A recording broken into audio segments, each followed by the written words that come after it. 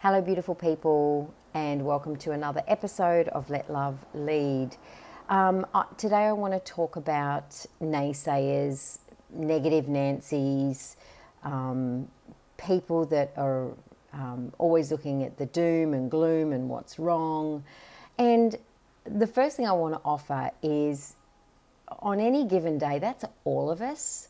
Like we can say that that's other people, but it's actually all of us on any given day.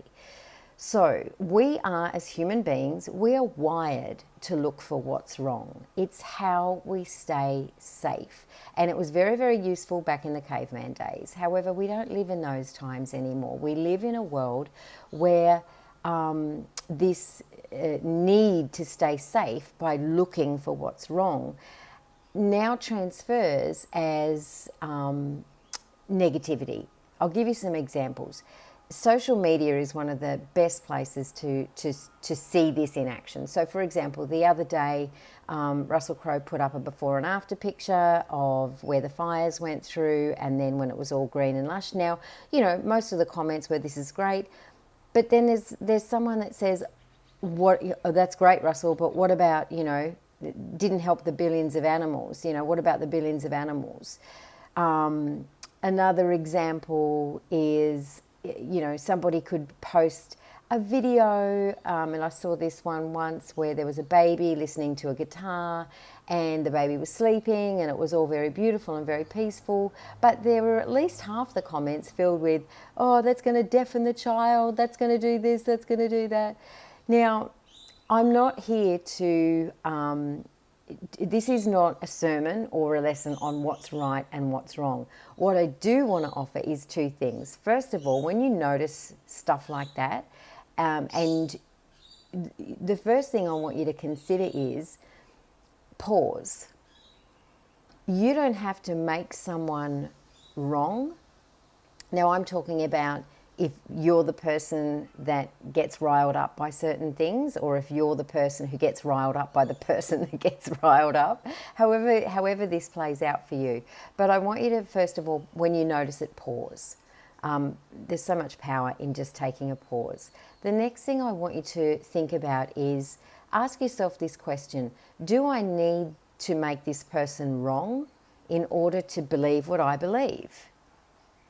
Do I need to make this person wrong or assert my rightness in order to believe what I still believe? Can I let this person believe what they believe, and can I believe what I believe? A lot of calm and peace would go out into the world if we took that approach. The next thing I want you to look at is just from a slightly different perspective. So if you do see a comment that riles you up and you feel like you need to go in to battle with the nayslayer, I want you to also pause, and I want you to think have a little think about it, and just move on. Don't engage in the nayslayer. Okay? It's a naysayer. You're the nayslayer. Don't engage in the naysayer. Let them have their opinion. And the reason I say this is not to just give over and not believe what you believe. But what happens when you throw petrol on a fire? It just turns into a bigger fire. So my offering is the way that we could diffuse a lot of the negative energy that's out in the world, and a lot of, become a nayslayer, not a naysayer. I love that. I think I'm going to call the video that. How to become a nayslayer versus a naysayer. The quickest way for us to diffuse the negativity in the world is not engage in it, not to add to it, not to fuel it. Allow the world to believe what it believes, and you get to believe what you believe. And hold firm in that truth, hold firm in that belief. And the more of us that do that, the more we will diffuse the negativity in the world. So we can feed a naysayer's comments, or we can completely slay it.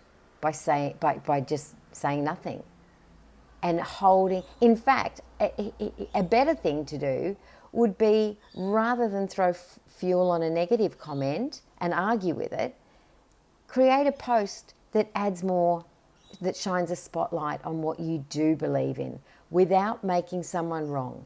Okay, we don't have to make people wrong in order to believe what we believe. So important. Okay, have a great day. Be a NaySLAYER. Do nothing.